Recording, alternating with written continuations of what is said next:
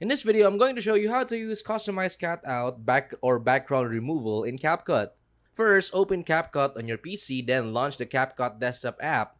Create a new project or open existing one. Then click import to add your video or image. Drag the clip onto the timeline. Now, click on the clip in the timeline to make sure it's selected. The editing menu will appear on the right side or top depending on your layout. Now, with the clip selected, click the cutout option from the right toolbar. Then choose customize cutout.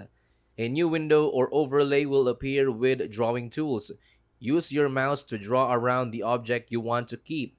You can use brush tool, eraser tool, or zoom in and out. Then, once done, click apply or the check mark to confirm the cutout. The background is now removed or isolated based on your custom cutout.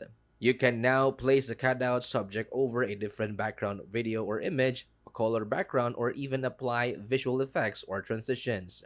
And that's it. That's how to use customized cutout or background removal in CapCut.